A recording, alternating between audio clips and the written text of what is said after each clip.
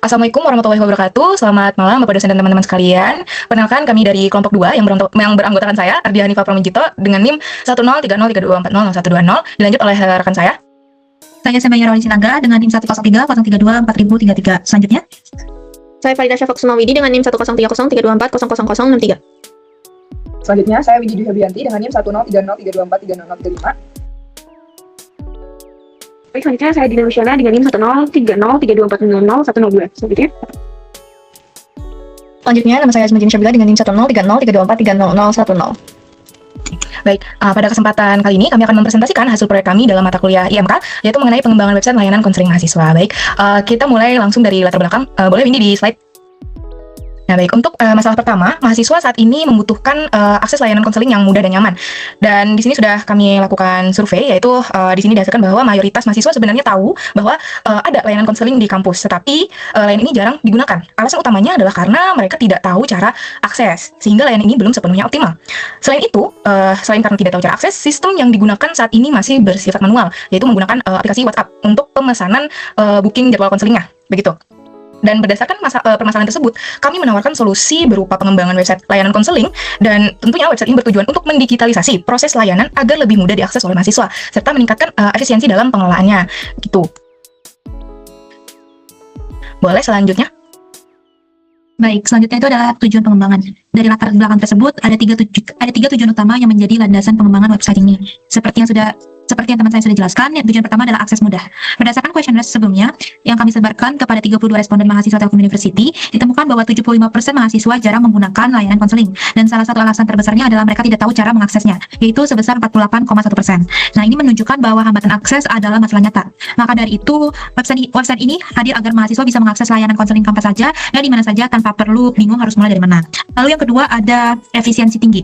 Dari kuesioner yang sama, 62,5% responden menyatakan bahwa respon yang lama menjadi kendala utama pemesanan manual, dan 59,%-nya mengeluhkan sulitnya menentukan jadwal. Ini adalah masalah nyata yang dialami langsung oleh para mahasiswa. Dengan website ini, proses booking jadwal menjadi otomatis dan real time, sehingga mahasiswa tidak perlu lagi menunggu balasan WhatsApp atau bolak-balik koordinasi jadwal secara manual. Dan yang terakhir adalah tujuan ketiga, yaitu memberikan pengalaman yang terbaik. Kami merancang antarmuka website ini agar intuitif dan mudah dipahami, bahkan oleh mahasiswa yang belum pernah menggunakan layanan konseling sebelumnya. Hal ini juga selaras dengan data kuesioner, di mana fitur yang paling diharapkan mahasiswa adalah booking jadwal konseling sebesar 81,3%, dan diikuti pilihan konselor yaitu 75%, dan chat dengan konselor sebesar 62,5%. Dan semua fitur tersebut adalah kami akomodasi dalam prototipe website ini. Boleh selanjutnya? Baik, di sini kami ada flowchart ya. Flowchart ini menggambarkan alur penggunaan website layanan konseling oleh mahasiswa. Proses ini dimulai dari user membuka website, kemudian melakukan login menggunakan akun mahasiswanya, yaitu yang student Telkom University. Setelah berhasil login, user akan masuk ke halaman utama dan memilih fitur yang tersedia seperti memilih konselor dan melakukan booking jadwal konseling. Selanjutnya, user menentukan jadwal yang diinginkan, mau kapan gitu misalnya ya. Lalu sistem akan menyimpan data booking tersebut. Setelah proses bookingnya selesai, user dapat melanjutkan ke sesi konseling atau melihat riwayat konseling yang sudah dilakukan. Dan alur ini dirancang agar pengguna dapat menggunakan layanan secara terstruktur dan mudah dipahami. Baik, selanjutnya sketch konseptual. Sketsa ini dirancang dengan pendekatan yang gampang dilihat dan dipahami. Pada bagian teratas terdapat elemen gerbang aman yang mengintegrasikan identitas institusi melalui logo kampus. Di bawahnya terdapat fitur empati, bertujuan memberikan dukungan mental awal saat pengguna membuka aplikasi. Alur informasi, yaitu yang di bawah, dilanjutkan pada bagian the appointment slip, yaitu berfungsi sebagai pengingat jadwal konseling aktif. Lalu terakhir, seluruh struktur ini ditutup dengan navigasi pada bagian bawah, memungkinkan pengguna untuk berpindah menu dengan cepat antara home, jadwal, chat, dan profil secara efisien. Di sini kami sudah membuat prototipe ya, dan user akan didirect langsung ke halaman login. Dan user akan diminta untuk memasukkan student email address, karena di sini yang berhak mengakses website hanya mahasiswa Telkom saja. Jadi hanya bisa diakses dengan akun student.ic.id. Contohnya, kita langsung login.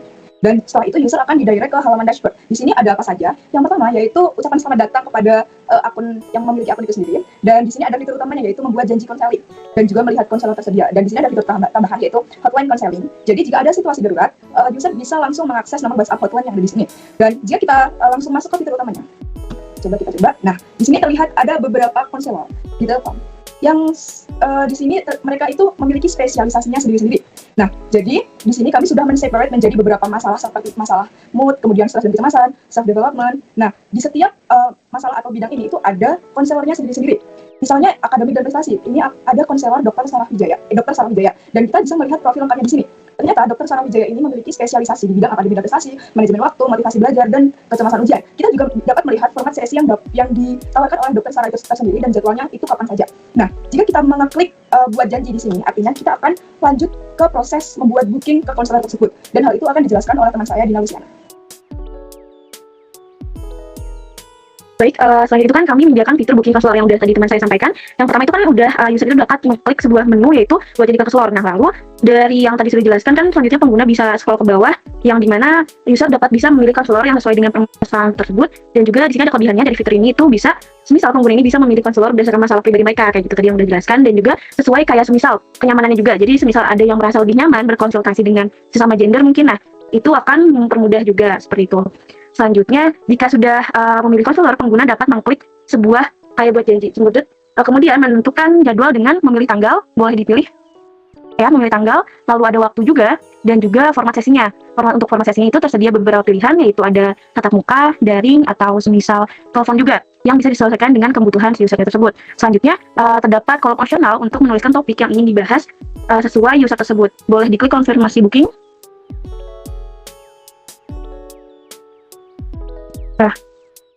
Baik, selanjutnya setelah semuanya diisi, pengguna dapat melakukan konfirmasi booking dan nantinya tuh bakal ada tampilan untuk keberhasilannya dan juga detail sesi yang sudah dipilih oleh si pengguna tersebut. Dan juga jika di scroll ke bawah lagi itu kan ada langkah selanjutnya. Nah, itu juga dapat informasi langkah selanjutnya bisa membantu si pengguna jika masih merasa kebingungan tersebut. Selanjutnya, kami itu ada fitur menyediakan fitur chat dengan konselor di mana pengguna dapat langsung mengklik tersebut. Nah, lalu fitur ini tuh untuk memungkinkan komunikasi secara mudah sama konselornya, jadi lebih nyaman dan juga lebih private kayak gitu. Nah, dengan adanya fitur ini, pengguna bisa melakukan konsultasi kapan aja tanpa harus datang langsung ke konselornya tersebut. Baik, selanjutnya akan dilanjutkan oleh rekan saya mengenai riwayat sesi. Oke, selanjutnya kami menyediakan juga fitur riwayat, di mana di fitur riwayat ini, tolong diklik tuh. Nah, ada pembagian status yaitu akan datang, selesai, dan juga dibatalkan. Nah, pada akan datang ini adalah sesi yang telah dipilih tadi. Nah, pada fitur selesai itu ada ketika sesi telah selesai dilaksanakan. Dan kami juga menyediakan fitur dibatalkan sehingga user atau penggunanya itu bisa membatalkan sesi sesuai dengan jadwal yang ingin dipilih gitu. Coba diklik yang akan datang. Terus batal. Terus klik batal. Nah, nanti dia akan muncul di fitur dibatalkan ini. Nah, seperti ini. Oke, selain itu kita juga punya fitur riwayat chat. Dimana ini akan menampilkan chat sebelumnya dengan konselornya gitu. Ini bisa dibuka kembali dan juga bisa kita bisa mengirim chat kembali lewat fitur riwayat chat ini. Selanjutnya kita juga punya fitur notifikasi. Dimana notifikasi ini akan memberikan informasi penting, contohnya seperti update booking, pesan baru, atau pembatalan booking gitu. Selanjutnya kami juga punya fitur profile. Dimana pada fitur profile ini user bisa melihat datanya dan mengubah datanya gitu. Kalau dia mau mengubah password itu bisa. Terus pengaturan privasi juga bisa, pokoknya untuk mengatur tentang data penggunanya gitu. Oke. Mungkin untuk prototype sudah selesai dijelaskan. Silakan teman saya selanjutnya yang mau menjelaskan. Baik, kami sudah membuat kuesioner evaluasi untuk website konseling. Berdasarkan data kuesioner, data menunjukkan hasil yang positif, namun memiliki beberapa kekurangan yang perlu diperbaiki. Mayoritas responden memberikan penilaian tinggi terhadap aspek kemudahan penggunaan dan kejelasan tampilan website, dengan lebih dari 50% pengguna memberikan skor nilai tertinggi pada masing-masing kategori tersebut, yaitu pada grafik pertama sampai ketiga, yaitu grafik atas kiri, kanan, dan bawah kiri. Meskipun fungsionalitas fitur secara umum dinilai sudah berjalan dengan baik oleh sebagian besar user, grafik keempat di bawah kanan mengungkap adanya masalah teknis yang signifikan di mana sekitar 30% responden masih merasa ada fitur yang kurang optimal. Keluhan utamanya itu pengguna berfokus pada pengalaman akses melalui perangkat mobile yang memerlukan peningkatan UI, serta adanya kendala pada kecepatan loading dan navigasi. Selain perbaikan pada kerapian, layout, dan alignment, pengguna sangat mengharapkan penambahan fitur pendukung untuk mempermudah pencarian seperti sistem filter dan rating konselor, serta akses yang lebih stabil terhadap riwayat hasil konseling. Secara keseluruhan, fokus pengembangan selanjutnya harus diarahkan pada optimasi performance seperti dikurangkan waktu lag dan penyempurnaan dalam desain responsif agar kenyamanan pengguna tetap terjaga di berbagai perangkat. Slide selanjutnya sudah dibahas dalam slide grafik. Saya akan lanjutkan pada area perbaikan, yaitu dalam penambahan fitur opsional seperti rating atau review counselor, filter counselor, kedua yaitu filter counselor, dan terakhir itu riwayat atau hasil counseling. Slide selanjutnya. Baik, itu saja dari kami. Mohon maaf bila ada kesalahan. Assalamualaikum warahmatullahi wabarakatuh.